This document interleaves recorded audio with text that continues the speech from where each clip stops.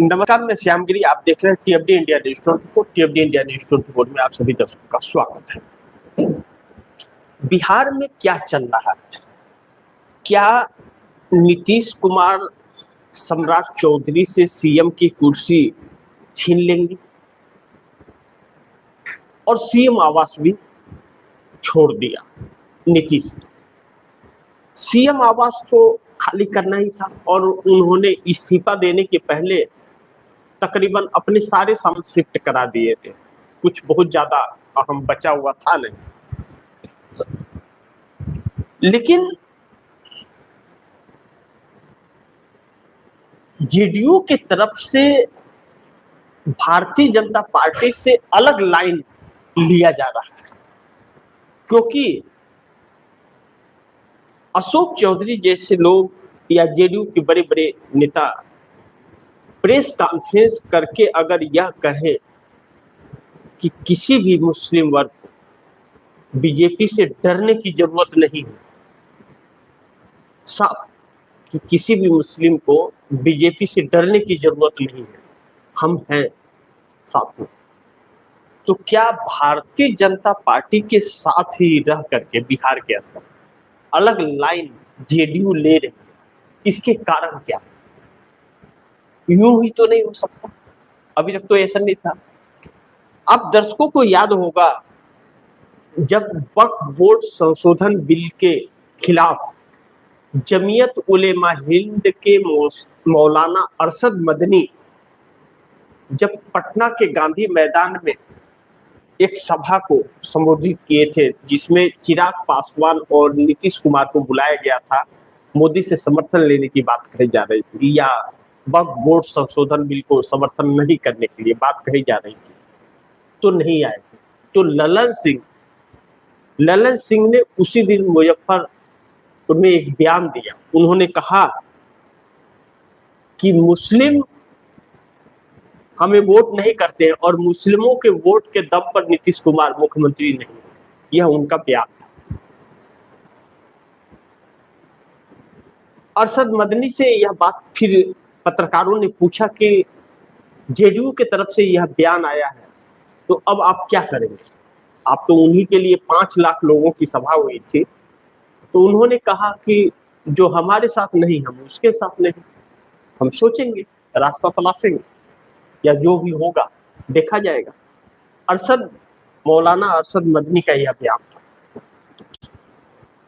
तो एक तरफ भारतीय जनता पार्टी के साथ रह करके जेडीयू के वरिष्ठ नेता का यह स्टैंड था, और दूसरी तरफ अब जब भारतीय जनता पार्टी का सीएम बिहार में बन गया है, तो नीतीश कुमार के बड़े नेता की तरफ से यह बयान आता है, तो यानी कि भारतीय जनता पार्टी और जेडीयू के अंदर सब कुछ ठीक ठाक नहीं चल रहा है। और यह सब कुछ तब शुरू हुआ है जब पश्चिम बंगाल से यह ऐलान हुआ है कि हम बहुत जल्द दिल्ली में सरकार बदल देंगे। इन बातों को गौर करना बहुत जरूरी है, क्योंकि नीतीश कुमार के तेवर लगातार बढ़ते जा रहे हैं और नीतीश कुमार एक एक फैसले लेते जा रहे हैं, और नीतीश कुमार इंडिया गठबंधन के संपर्क में कहीं न कहीं आते हुए नजर आ रहे हैं, या फिर नीतीश कुमार अकेले अपने जेडीयू का जनाधार ऐसा बनाना चाहते हैं कि जो भारतीय जनता पार्टी और आरजेडी किसी की जरूरत ना पड़े बिहार के अंदर, और अकेले दम पर, जैसे ममता पश्चिम बंगाल में अकेले के दम पर वह सत्ता में रहे, ताकि कोई रोक टोक और कोई व्यवधान ना आए। यह बात चाहते हैं। इसके मद्देनजर नीतीश कुमार अपने बेटे निशांत कुमार को जो तैयार कर रहे हैं, यह भारतीय जनता पार्टी के लिए शुभ संकेत नहीं है। दूसरा बड़ी महत्वपूर्ण बिंदु इसमें यह है कि नीतीश सीएम आवास खाली करके लालू प्रसाद यादव के घर के पास पहुंच गए, बगल के मकान में पहुंच गए। तो अब नीतीश भी खाली है, लालू भी खाली है, तो अब रात दिन मुलाकातें होती रहेंगी। राबड़ी देवी भी रह रही हैं, तो रात दिन मुलाकातें होती होंगी। तेजस्वी यादव को जब भी मुलाकात करना होगा तो मुलाकात कर लेंगे। अब तो नीतीश कुमार को बिहार विधानसभा के अंदर तो जाना नहीं है या किसी अधिकारी से तो मिलना नहीं है कि फाइल साइन करना है, सीएम की कुर्सी छोड़ चुके हैं। ऐसे में अगर रातों रात खेल पलट जाता है और नीतीश कुमार लालू यादव के घर पहुंच जाते हैं, जैसे पिछली बार पहुंचे थे तो 17 महीने सरकार चली थी तो इंडिया गठबंधन का आगाज किया था, तब तो नरेंद्र मोदी के लिए बड़ी मुश्किल खड़ी हो जाएगी। और अब लालू और नीतीश एक ही स्थान पर आ गए, वो अभी राजनीति से दूर हो गए हैं और नीतीश कुमार भी अब राजनीति से तकरीबन दूर ही हैं, लेकिन अभी भी थोड़ा बहुत इंटरेस्ट है, चूंकि बेटे को तैयार कर रहे हैं तो इंटरेस्ट रखेंगे, लेकिन अब एनडीए की सरकार के लिए इंटरेस्ट नहीं रखेंगे। अब उनका फोकस जो है और इंटरेस्ट जो है वह जेडीयू को तैयार करने का, मजबूत करने का और अपने बेटे को एक ऐसा मजबूत और सफल पार्टी देने का जो उसके लिए काम कर सके और उसे और भी अच्छा से साथ दे, उसके लिए जो टूटने की संभावना न रहे। तो नीतीश कुमार इस पैटर्न पर चल रहे हैं। ऐसे में जेडीयू की तरफ से यह बयान आना कि मुस्लिम को डरने की जरूरत नहीं है, हम हैं, और भारतीय जनता पार्टी से खासकर डरने की कोई जरूरत नहीं है, यानी कि सम्राट चौधरी की कुर्सी जो है वह जब चाहे तब नीतीश कुमार छीन सकते हैं सीएम की कुर्सी, और नीतीश के ही वो से बने हुए। तो अब सम्राट चौधरी के पास समस्या यह है कि सम्राट चौधरी भाजपा की पसंद नहीं, वह नीतीश कुमार की वजह से उन्हें बनाया गया। और नीतीश कुमार ने ऐसा क्यों किया अभी तक इस बात का खुलासा नहीं हुआ, लेकिन नीतीश कुमार बना तो दिया। अब सम्राट चौधरी जो नीतीश की राह पर चल रहे थे, वह सम्राट चौधरी बीजेपी की राह पर निकल पड़े, क्योंकि बीजेपी के नेता, उन्हें यह भी साबित करना है कि मैं बीजेपी का हूं, उन्हें बीजेपी के वो रूल्स में फॉलो करने हैं, उसी लाइन में चलने हैं, नीतीश के लाइन में तो चलेंगे नहीं। तो अब जिस तरह से बुलडोजर गिराए जा रहे हैं अलग अलग जगह, जैसे चाहे सीवान ले लीजिए, मुजफ्फरपुर ले लीजिए, छपरा ले लीजिए, बरौनी ले लीजिए, चाहे पटना ले लीजिए, चाहे बाकी के जगहों में, पूरे बिहार में बुलडोजर चल रहा है। और बुलडोजर चलने के बाद जो रिएक्शन आम जनता का आ रहा है, जो वर्षों से उनके घर पर बुलडोजर चल रहा है, तो नीतीश कुमार पे भी एक गहरे सवाल उठ खड़े हो रहे हैं। और जब सवाल खड़े हो रहे हैं तो नीतीश और नीतीश के लोगों के तेवर बदल रहे हैं। और आखिर सम्राट चौधरी ऐसा क्यों कर रहे हैं? ऐसा क्यों कि भारतीय जनता पार्टी की जिन जिन राज्यों में सरकार है, बुलडोजर वही चल रहा है, बाकी जगह बुलडोजर क्यों नहीं चल रहा है? क्या इन्हें ही सिर्फ एहसास है? तो अभी सवाल यह उठता है कि अभी तक 20 साल 6 महीने से भाजपा गठबंधन का ही था, सरकार था बिहार के अंदर, एनडीए का ही सरकार था, अभी भी एनडीए का है, फिर क्यों नहीं किया? तो यह मान ले कि नीतीश कुमार ने नहीं करने दिया, और नीतीश कुमार ने नहीं किया, गृह मंत्रालय उनके पास था। तो अब भारतीय जनता पार्टी के पास गृह मंत्रालय आ गया है और सीएम की कुर्सी, अभी गृह मंत्रालय के लिए लड़ाई चल रही है, अभी तक कैबिनेट विस्तार नहीं हुआ है और नीतीश कुमार देने वाले भी नहीं है। तो ऐसे में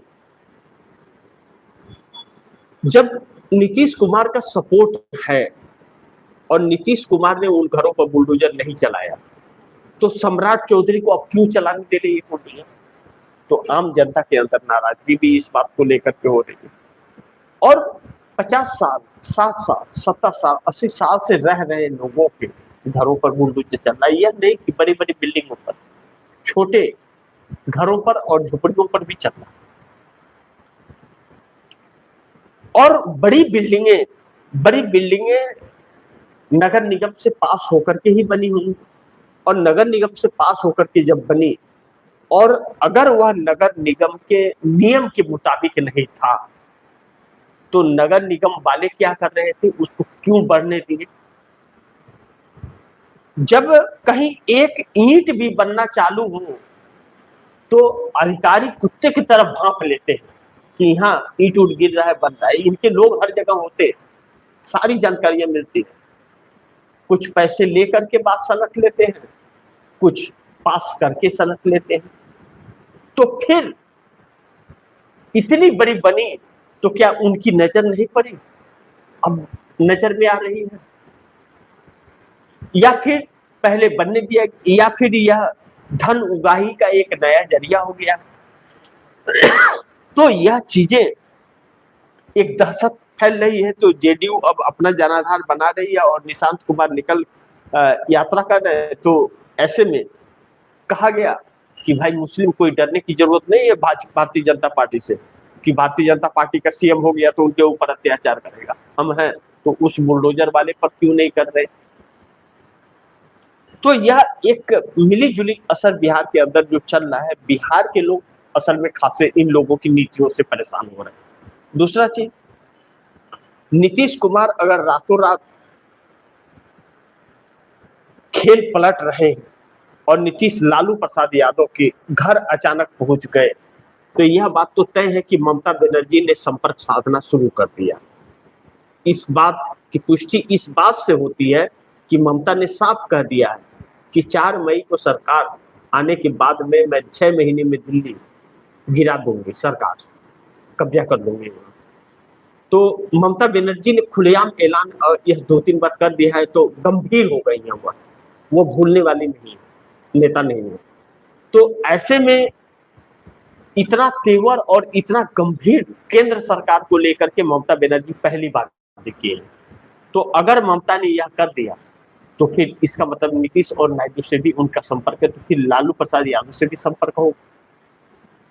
और तेजस्वी गए हुए थे, तेजस्वी से कुछ ना कुछ चर्चा बात तो हुई होगी, या नहीं तो फोन पे बातचीत तो हो रही होगी।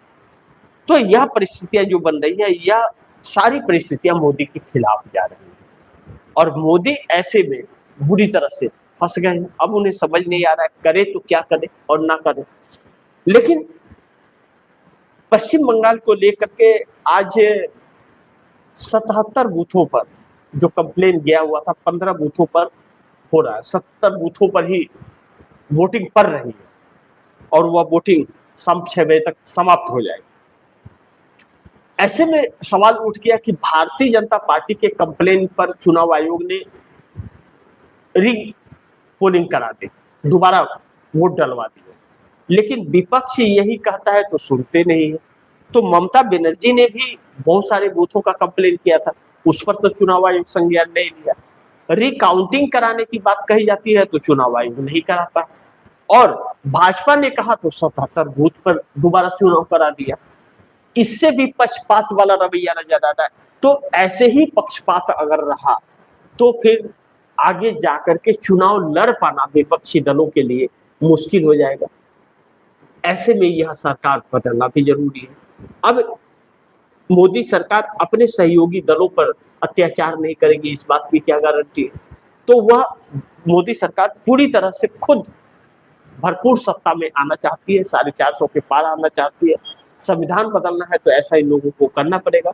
इसको लेकर के एक नए षड्यंत्र के तहत राजनीति इस वक्त चली जा रही है, जो बड़ी चिंता का विषय है। बाकी देखते हैं आगे क्या होता है। जो भी होगा खबरें आप दर्शकों तक लाते रहूंगा। आप दर्शकों की क्या राय है, क्या सुझाव है, कमेंट बॉक्स में जरूर दीजिएगा। इस खबर को ज्यादा से ज्यादा शेयर कीजिएगा, अपने दोस्तों को भी कहिएगा आगे शेयर करें। और आपने टीवी इंडिया न्यूज 24 को सब्सक्राइब नहीं किया, सब्सक्राइब कर लीजिए, अपने दोस्तों को भी कहिएगा सब्सक्राइब करें। मिलते हैं अगली खबर के साथ, तब तक नमस्कार।